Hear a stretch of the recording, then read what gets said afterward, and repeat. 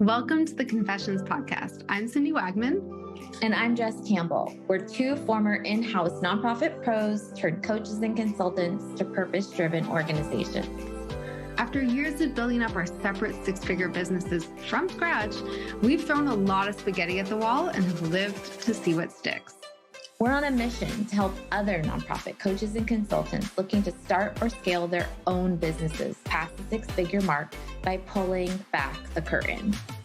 Whether you're still working inside a nonprofit and thinking of one day going out on your own, or you've been running your consulting business for years, you understand that working with nonprofits is just different.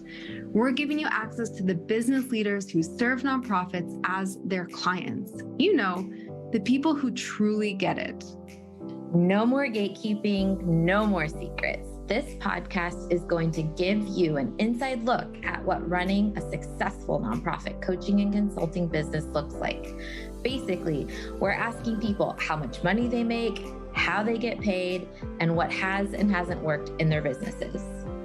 Listen in as these leaders share their insights, their numbers, and the good, the bad, and the ugly when it comes to building a nonprofit coaching or consulting business.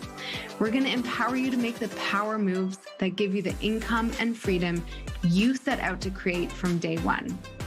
You ready? Let's go. This is kind of jumping big with the first question, but what makes great marketing? So to me, so first of all, as we said, yeah, that's a big question. That's a lot. So I'm just going to say the first thing that comes to mind, which is really just the word empathy. It's really like understanding, just like the person I'm talking to is it's not the same as me, right? Like they have a different worldview. They have different beliefs. They come from a different place. And my goal is not to, convince them to do something they don't want to do. So what I really need to do is have empathy for them, understand what motivates them, what they want to do, what kind of change they want to create in the world, and then show them that this might be one way, right? Like our product or service might be one way for them to be the person they want to be or accomplish the goal they want to accomplish. So it's totally just getting out of your own self, out of your own agenda, your own head, and just starting from that place of empathy. Amazing. Racheli, welcome to the podcast. For those of you tuning in, we are talking today with Racheli Edelkopf, who is the, president, CEO, founder of Pedal Marketing. And we're just going to have such a good time. Racheli, tell us a little bit about your business and how you get paid. So a little bit about me, I think probably 99.9% people working in this space. I started out working with in the nonprofit space. I was a program director, loved what I did. And honestly, program directing was so incredibly hard because they were an amazing nonprofit with zero marketing company. I think they had when their center opened, when their multi-million-dollar center opened, they hired a PR firm and then that was it. It was done, finished, check. We did marketing. And I came on the scene a couple of years later and my job was really to build up those programs, but registration was dwindling and it felt impossible. So before I had gone into the nonprofit world, I had some experience working for some Brooklyn-based companies. That's my hometown in New York. And so I was kind of how can I kind of take what I knew about the for-profit marketing space and bring it into the nonprofit work I was doing. So very scrappy, very trial and error. But over time, I was able to see this huge shift of going from begging people to sign up and join our programs to just, we had wait lists for every program and, volunteers messaging us on Instagram, how can I volunteer? How can I get involved? And this massive, even just energy shift. And that then trickled down to everything from the amount of money we were able to raise, the people we were able to help, the corporate sponsors we were able to bring on. And so that's really when I just became a super fan, obsessed with marketing. And when I decided to leave my nonprofit role, I really thought I was going to go after another nonprofit role. I did not think I was going to become a consultant. I actually feel so bad right now, but I hated nonprofit consultants and all business consultants. I'm like, they're a bunch of scammers who just want to, who are just trying to upsell you. I remember we had a marketing consultant actually come in and pitch our organization, and he just used every single jargony word with really the intention of just making our founders like head spin and just be like, oh, you're the expert, like you can do this. And like, but his proposal was all fluff. I was like, no, we're not doing this. So I had one or two bad experiences that really made me very wary of consultants. And so I really thought at the time that I was working in that nonprofit space, I used to get phone calls from other local nonprofits asking me like, who's doing your marketing? And I was really embarrassed to tell them like, oh, it's me. And I'm the program director. And I have some interns that I brought on from the local university.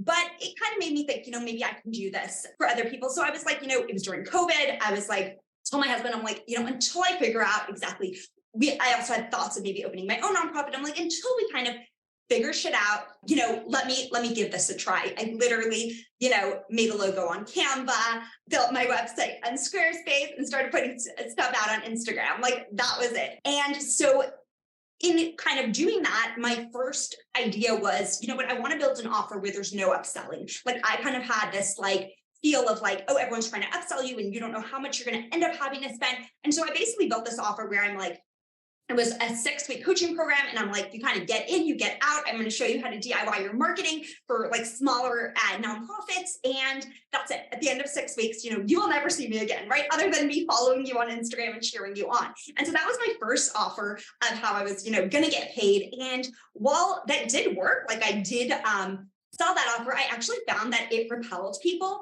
who wanted to have a longer term relationship with me. So I had clients who were like, this offer sounds really good, but I don't see in 6 weeks that I'm going to be like, I'm going to want more handholding. I'm going to want more guidance. And so that really, and the other thing, is that I saw that people really were obsessed with campaigns, right? Which I, again, felt very against my approach. I'm like, we don't just show up when we need people. So I kind of started out, right? I think that let's go back to my first question, empathy. I started out probably with what I thought was empathy, but it was really just based on my own experiences. And as kind of time evolved, I was like, no, I need to build something that works for the people I want to serve. I need to meet them where they are. And then over time with that offer, I can do two things, right? I can help them immediately, like in the moment, but I can also show them that bigger picture of what maybe they should want to do or strive to, right? So maybe you're coming to me for a campaign, but by the time we finish working, you're like, oh, I get this. Next year, I don't want to just show up for a campaign. I want to like put these steps in before. So that's a very long-winded. I feel like I'm on a little rant here. It's a very long-winded way of saying that I started with this coaching program, which is probably now about 20% of the revenue of my business. Then I have a big chunk is campaigns. And then I have another probably maybe 30 to 40% that starts with campaigns and then kind of keeps on this like higher ticket, slow burn of how do we really drip consistent, great marketing to these nonprofit audiences. So that's a little bit of a breakdown. Okay, amazing. So helpful. Your backstory is also really relatable. I love that so much. I'm curious, as you were getting started with these original offers, especially like you said, the 6-week program, and then sounds like you're really great at listening to the needs of your audience, which, well done. And then also these kind of more longer engagements. How did you figure out pricing for this? Did you just go like, we're going to charge this? Or did you do some research? Had you identified, no, I really want to work with like this kind of nonprofit and this is their average budget? Like talk us through the pricing and how you kind of came up with your original prices. I'm sure they've evolved. Yeah. So to be honest, I started out and I was like, I want it to be a really cheap offer. I also recognized that although I had a lot of experience, it wasn't in coaching or consulting. And so I put it quite low. And I remember my husband, who's a lot more business savvy than me, being like, you can't make money with this offer. And I was like, that's cool. Just, my side hustle for fun. And I have found that, as you said, did I Google, did I research? I do find even until today, when I Google, when I research around, it's quite low, like what people say, what you can charge. And the way I've kind of evolved is a lot more thinking in terms of the value I bring and a lot, which I think most consultants go there, right? Like you start with like, well, when I quote this price, this, especially with my 6-week program, you can kind of do the math of like how many hours I'm working with you. They're going to think, oh, she's making this amount an hour, whatever it is, right? There's like that insecurity bit. But I think at this point, I feel a lot more comfortable with the value I bring. But I also don't think the low pricing was a mistake at all. I think that I kind of raised it slowly and steadily based on 2 factors. So one was, as I felt like I had more happy clients who were, sharing great testimonials. As I felt more confident and kind of like, I've done this enough times, by the time I've coached like 50 nonprofits, I'm like, okay, I've coached 50 nonprofits. And then the third thing, honestly, is demand. I don't see myself building like an agency with a bunch of employees. And so it does, it does start to be like, if I have way more people than I can take on, then that is one way to kind of, shrink my wait list a little bit more and work with, and work in a way that's, sustainable for me. That's awesome. I want to talk a little bit about that. Like, you're not building an agency, you're comfortable with keeping things so that you can deliver one-on-one services, which is fantastic. Knowing that, and knowing that you are a marketing specialist, do you do any marketing for your business? And if so, what does that look like? Yes.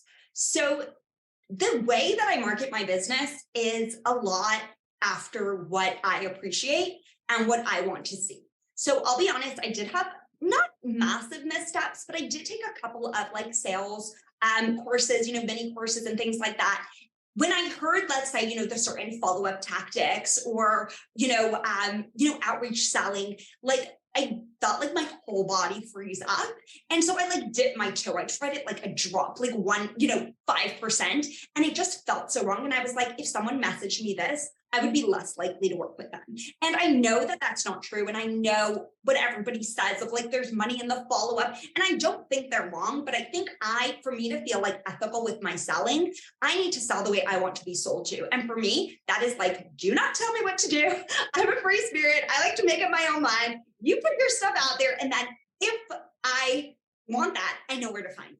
Like that is the way I like to be marketed too. And the minute something feels salesy and you want something from me, honestly, it makes me like value the product a little less. I'm like, you're pushing this a little bit hard. Like it's probably not very many people want this. And that's why you've got, your blank calendar to fill. So that being said, I do not think that this is the way everybody needs to market. Absolutely not. But I think in whatever way you market, you want to feel in integrity with yourself. So for me, that means purely attraction-based marketing. So I put out mostly on Instagram where I met Jessica and we hang out. And what I do is I put out tips and ideas for marketing for nonprofits. And then in the beginning, I used to put more like salesy, like one-liners at the end, right? Like, if you want more help with this kind of thing, you can work with me. I've almost completely phased out with that.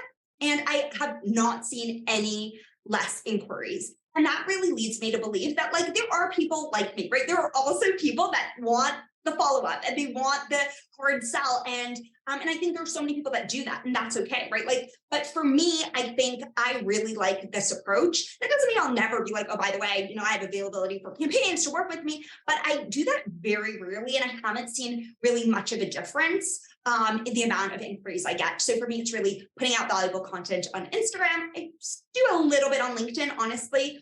Honestly, Instagram's just my place. That's where my leads come in. I do have an email list, but again, my email list is built off my Instagram. And so sometimes someone might be emailing me, they want to work with me and then sending me a DM at the same time. So it feels like I'm talking to the same audience, just like, on another platform in another way. And that's really how I market my business and how all my leads come in. I have so many questions, and this could be because I, like you, love marketing. So I will just say off the bat, there are very few people in this nonprofit consultant world that I look to and I'm like, damn, if they're not doing a good job. And you are one of them. Like you are so kind. Oh my goodness. One of them. And then I also really appreciate what you just said about how you sell, the way you appreciate being sold to, because I think excellent marketers, I would put myself in that category, can spot what you're trying to do from a mile away. And we're like, I smell you. Like, I know what you're doing. Like, do less. do less. And so it makes me want to ask, one of the things that I think you do excellent is show, not tell marketing. And I've tried to explain this to folks, and I feel like maybe you trying to explain this to folks could be really helpful, because you do such an excellent, subtle job of not only teaching and providing value, but also demonstrating your excellence in marketing. And together, they're like this perfect, baked pie where someone's like, I get it and I see it. And of course I want to work with her. Could you just explain your thought process of how you kind of put those together?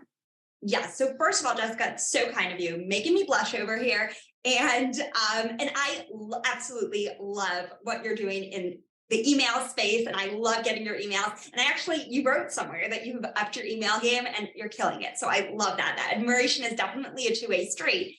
If we talk about show, not tell, I'll kind of walk you through two things. So firstly, I very much find another, marketing basic fundamental that we all know is, specialize, niche, right? Like I help, people X do X, right? Like be that expert in that one thing, right? Like I help you with your Instagram, I help you with your email or whatever it is. And I definitely started with that, right? Because I had like this one very specific offer that could never help make me money, but that's beside the point. I had this like one magic bullet. What I found is with this show, not tell, it's given me the freedom to not be defined by one specific offer or expertise, right? Of course, I'm in the nonprofit marketing space, but people are like, I want to write social media posts like you. I want to send emails like you. And so can you show me how? And that's one thing that's frustrated me a lot. And it still does. A lot of the advertising agencies that are like the ones winning the awards in the for-profit space,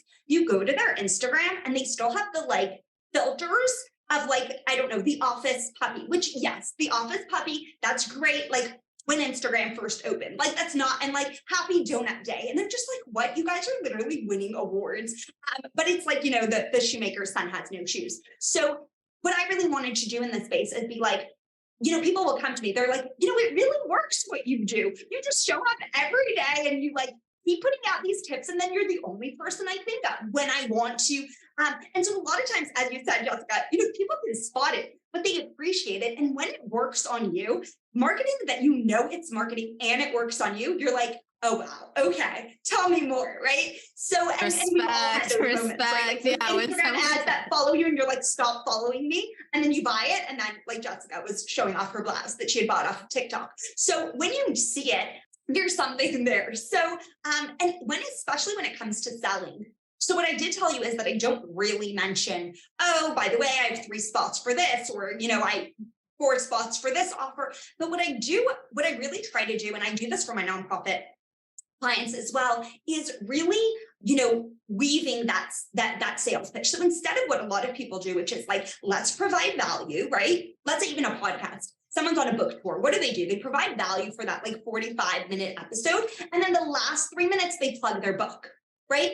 Now, contrast that with, and by the time the plug comes, people are like, okay, here's the plug, whatever it is. So instead, what you want to do is you want to kind of infuse that sale throughout everything that you're saying. And you want the valuable content to have that like thread of sales in it. So for example, if I'm giving a tip about something a nonprofit marketer could do, I might say that through the lens of a client that I work with. And I might end up dropping that we had raised, X amount together.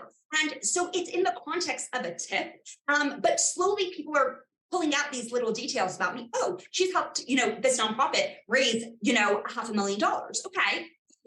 And when you have a bunch of these subtle little points, or, this was the problem, my nonprofit client came to me, here's the solution, here's how you can use the solution, then it doesn't feel like a testimonial or like bragging, look what I've done, these results. It's a lot more of like, no, I just taught you something, like no strings attached. You don't have to work with me, but we're sending those same messages, but, kind of clothed in super valuable content.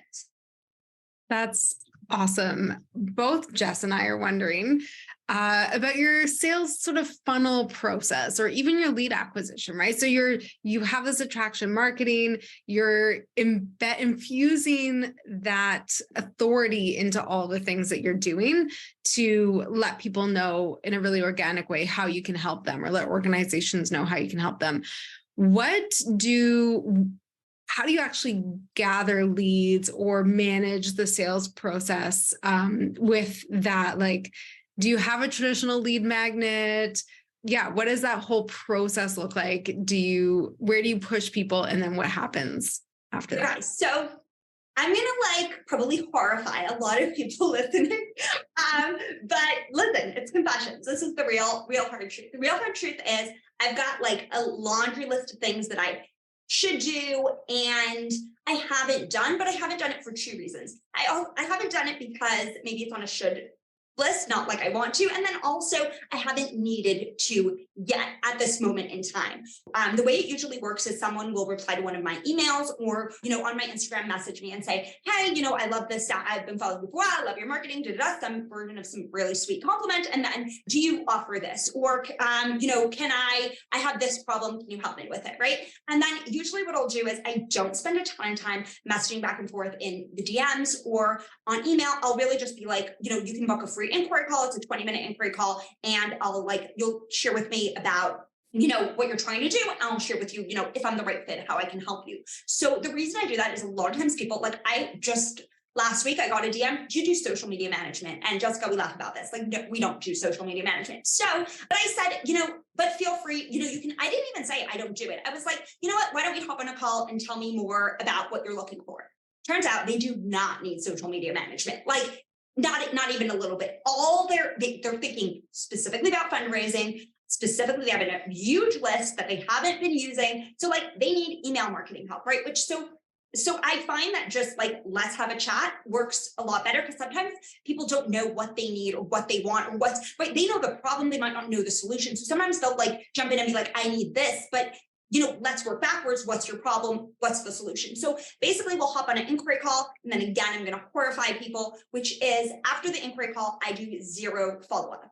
The only follow-up I do is when it's a smaller offer, it's, you have my 20 minutes, if you want to move ahead, email me. If not, all good, right? Or you need to think about it, talk to your board, knock yourself out. That's cool. If it's I would say, for these larger a campaign that's going to stem over 4 months, when they're more complicated offers, then I do a proposal, but almost always they're 5-figure offers. So it's even if I have to spend an hour putting together that proposal or a half hour, I'm you know what, it's, there's a lot at stake here. And so that makes sense for me. And then that's the follow-up. The follow-up is the proposal. And then there's no follow-up on the follow-up. There's no, hey, did you have time to look at it? Do you want to hop on it? There's nothing like that. And again, this probably, as you said, this is everybody says, the money's in the follow-up and don't do that and whatever it is. But I found that I think the reason this works for me is these people follow me on Instagram. Their follow-up is the next day they see my post in their feed. The next day they see my Instagram story. So it's not I sent the proposal and they're never going to see me again. They're going to see my face maybe not every day, right? Let's not exaggerate, but they'll see my face twice that next week. And so, and a lot of times I'll have people that will come back a year later and they'll be like, oh, I'm ready to do this offer. So I found that pretty much people, first of all, I never have once gotten a no. So people will just ghost, right? After the call, I love the sound of this. I'm going to talk to my board and I'll get right back to you. No problem. Sure. And then, they'll ghost. There'll never, ever be a no. I think the one person said a no. And I'm I should frame this email. What a kind, thoughtful person. Just because some months you have you spoke to tons of people and you're just so overwhelmed that I'm going to have too much work next month and I can't breathe. And then I'm oh, okay, it'll work out. I can take everyone on or whatever it is. So yeah, I don't do any follow-up, whatever comes back. And then I start working with them. Yeah. I love that you really like live, breathe, embody this attraction mindset and like what will be, like, that song. And I'm just curious, like, has it ever run into a pickle situation where, like you said, suddenly, someone kind of ghosts you for 3 or 4 months and then you're stacked projects and you're like, oh, like, and if so, like, what is the team you lean on to allow for all of those projects to happen? Or do you say, sorry, we have to postpone your start date? Like, how does that work if that part is a little bit in limbo? Yeah. So I would say two things. So number one is I have, you have the two kinds of projects. You have the projects with like a really clear start and end date, right? Like let's say an end of year campaign. And then you have something like evergreen. Like I want to work on a, email sequence. Once someone donates, like what's that? What happens, right? Like what's that trigger of events? So firstly, I will, during more hectic seasons, I'll like delay anything that's not, doesn't have to happen this week. And on inquiry calls, I'll always tell people there's like a 1 to 2 month wait time to work with me, usually on average. And so that really helps people because let's say in their head, they'll be like, oh, I'm going to work with her in the summer, right? Meantime, they ghosted me 3 months ago. And then they show up and they're like, hey, I'm ready to start tomorrow. And like, there's like that expectation of like, oh, I'm probably going to have to wait 1 to 2 months. And then sometimes they get pleasantly surprised. I'm like, you know what, I do have availability in 2 weeks or whatever it is. So that's kind of how I manage those leads. But then I think what you're talking about is this overwhelm, right? Like I'm at this point in time, I may change my mind, but I don't want to run an agency. And so, it's me, I have a graphic designer, I have like bookkeeping support and that kind of stuff. But, in terms of like the creative, it's basically, you're looking at it. So what I've done in those times is kind of like twofold. Okay. So firstly, I'll be honest, I think I used to feel like this is not so ethical or whatever. And then I learned a lot about this and I'm like, no, I can do this. So do you know that when you're looking at plane tickets, depending on where you're searching from, you're going to get another ticket, right? My husband had a friend from South America who like made a whole business out of it like years ago when he was like a teenager of like selling tickets that he had booked in Argentina because they were like a few $100s less or whatever. But basically there really is this idea of like, also like, is the plane full? Is it high season? Prices go up. And so I do that too. Like if I already know like December, that's crazy, right? And so my prices do get higher as I get busier. And like, I'm very comfortable with it. I think that's something that's done all the time.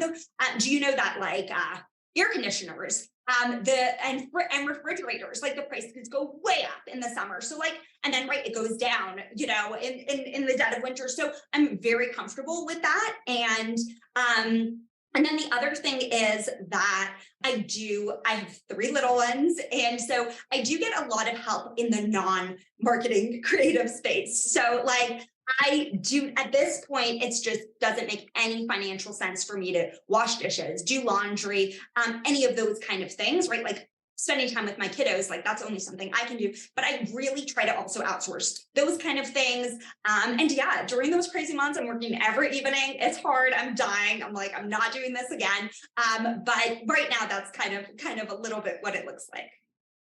I love that you said that. I can see Cindy's head like nodding off as hard as mine because it's actually something we talk about in my family too, about like this mental load and unpaid labor and how expensive all of that is. And yeah, so I love that you brought that up. Okay, I have like a bajillion questions I want to ask you, and I also want to be mindful of our time. I want to inquire for the people, and this might be a little bit selfish. I actually have 2 questions. Sorry, Cindy, don't kill me. I want to ask about email. And I want to ask about what you referenced it, you passed over it really quickly about like shoemaker not making their own shoes or whatever the saying is, cobbler, no shoes. I don't know what it is, but I find that a lot of consultants really loathe marketing. And so let's maybe start with that one. And then I want to ask you the other question as well about email. Let's start with how do you carve out, like, what does the split look like of working on your business versus in your business? And any advice you have for folks who are really struggling to put an emphasis on the visibility piece, the attraction marketing piece, the part that brings people in so that then you have the work to actually do? Yeah. So I again, this would be on my should list. Like I keep saying I should take just a season off from client work and work on my business. That does not happen. I mean, the way my marketing works, that I'm consistent with like putting out my social posts and stories, is I just made it like a rule. Like there has to be X amount of social posts and X amount of stories. Like that is literally my job. The same way I wouldn't like let a client hanging where we're like, I'm supposed to deliver an email sequence.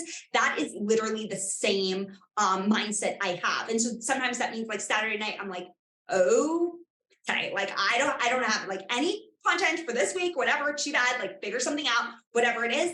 So it's more of like the mindset of like, this is my job. And I think that what happens with this kind of thing is it's like a flywheel. So I would say, for example, like the first 2 months that I was on Instagram, I just put out content and I got no leads, right? And then, then what do you start getting? I honestly don't remember. I should have kept track, but like, okay, maybe you get 2 people messaging you a month and, or whatever it is, right? And then like how many clients? But what I found is that what it starts to happen is this like crazy effect of like, oh, people are telling their friends and then they're following you. And then, suddenly you're getting way more leads per month and you're putting out the same, quantity and quality of content. So it is this long-term game in that sense. But I also, like, here's the thing. We all, like, there's this balance, right? Of how much are you working on your business and in your business. What I've done is, because I have this attraction-based mindset, I spend very little time working on my business. But I also think that we need to play into our strengths. So I don't believe, right, the same way I have like all these like shoulds on my list of like what a proper business, how a proper business runs, and you send up follow-up emails and you do this and you do that, and I don't. I think the same is true. It's like marketing is really not your strong point and you're excellent at sales. Like, knock yourself out. Don't beat yourself up that you don't have like, just level emails. Like, it's okay to like play into your strengths. And you might even just look at them side by side, right? For me, I'm like, if I can spend 1 hour on attraction-based marketing a week and then I'm done, that works really good for me. But if you're like, you know what, I'd rather spend 5 hours a week and do sales, and that makes more sense, aligns with my, my strengths, and, then that makes sense too. Like, I don't think it's like my way or the highway at all, although I can't imagine doing something else personally. Yep. Makes total sense. Before we go into our confessions question, I have to ask you just a little bit about your email marketing strategy, because as a marketer, you do know that it's an important piece of the pie, but it's not your most important piece. And correct me if I'm wrong, I think you send out like 1 email a month. Yes. And it feels like, at least watching you on Instagram, that you do have a strategy around it, because I do see you sharing tips and you're like, if you want more of this, jump on my email list and things like that. I know it hasn't been like the emphasis or the priority, but I'd love for you to share, like, why do you do only 1 email a month? And like, what is the strategy around that? And any little tips and tricks you can give in the email marketing space. Yeah. So my 1 email a month strategy really stems from like, I guess, like the core value of like, you can only show up in someone's inbox or someone's feed if you're going to really be adding value. Adding value doesn't have to be educational, right? You can entertain, you can inspire, you can build relationships, but I really believe that. And to me, writing an email takes a lot more time and thought than a social media post. And so I just don't currently have the bandwidth to do more than 1 well. And so I'm not going to. And for example, last year I did a free workshop, and that was really about growing my email list. And I'm not doing that again because I don't have the bandwidth, right? So like, I had prioritized certain time and space in my schedule. I love doing it. People, like, I really feel like they got value, right? But I just honestly, like, I feel like you got to do it well. I can't do more than 1 well right now. And the other piece of it is, I know this is true both for my nonprofit clients and in the for-profit world, that there's more money in email, right? Jess, you always come in with like the stats of like how much more, but I found personally that, and this is just my anecdotal experience for my business specifically, my leads come in from Instagram and from word of mouth, right? So clients referring clients, or not even clients, like all the people who've never worked with me, and they full on pitched and convinced someone else to hire me because they follow me on Instagram. Do you know what I mean? So to me, I haven't seen more money in the email than in the Instagram. And so to me, the email is more of like an insurance policy of like, right, what if it all goes away? What if my Instagram gets hacked. If my Instagram gets hacked, I'm screwed, guys. Like that is my answer. I am screwed.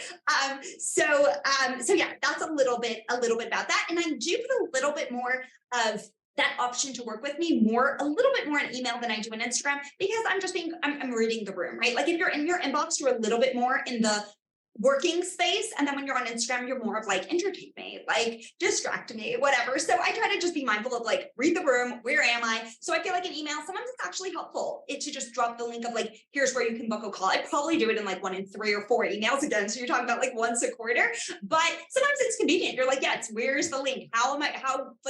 I'm not going to make people break their head to like figure out how to work with me. So I'll put a little bit more of that sale in the email. Okay, we are back for another round of rapid fire questions. You ready to play? Yeah. A little scared, but yeah. What is 1 or 2 Instagram accounts that you follow that you really get something out of? So one of them is yours, Jessica. I would say like the one nonprofit. I know, don't blush.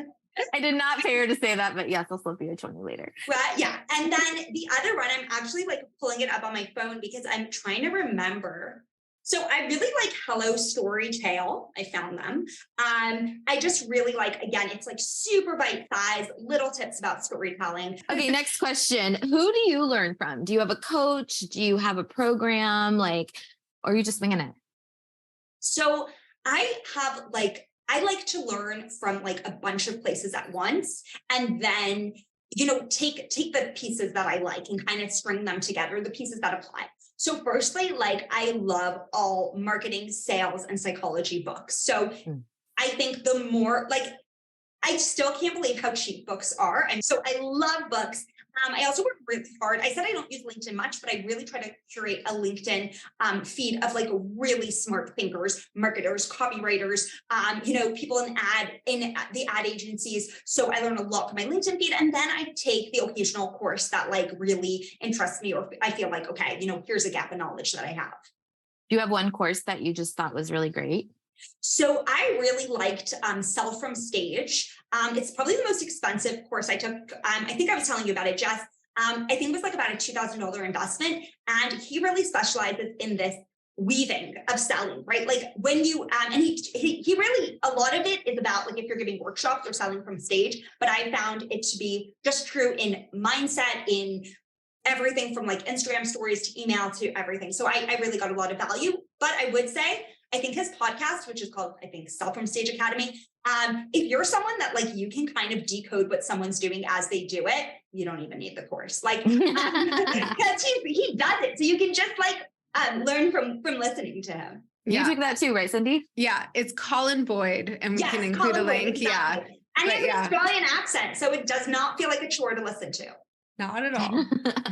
Okay, last question. What's one marketing campaign or product that just you went, damn, like they got me? Okay. Does it have to be nonprofit or for profit? No, anything, any product. Okay, I can't choose one, so I'm just going to choose the most recent. So I saw this incredible ad. When I worked for a nonprofit for the longest time, it was for a nonprofit that works with people with disabilities. And so I saw this ad where you basically see like a commercial kitchen, and the chef is like the stereotypical chef. He walks in and he starts yelling, "What's wrong with you? There's 200 people waiting for their food," or whatever it is. And he's yelling specifically at like 2 sous chefs or whatever they are. And then suddenly the camera, like the chef kind of storms off, the camera zooms in, and you notice that one of the 2 people he was yelling at has Down syndrome. And then the screen just said, "Thanks for treating us like regular people." And I loved it. It was so good. So good. So, yeah. Again, like that is like a demographic that's very close to my heart, but I just saw it recently and I was like, oh, so good. Yeah. So good. So good. Okay. Thank you for playing. You're welcome. The one thing that's really sticking with me in this conversation is like, you got to find a way to make it work for you, right? Your decisions have to be aligned with your strengths and what you can commit to doing consistently and well from a place of adding value to your community. So I love that. Our favorite / last question to ask is your confession. What's something that maybe you don't want to admit about running your business or wish you were doing better? Right. So my confession is probably twofold, and they both stem from like, oh, I'm such a cliche, but like imposter syndrome.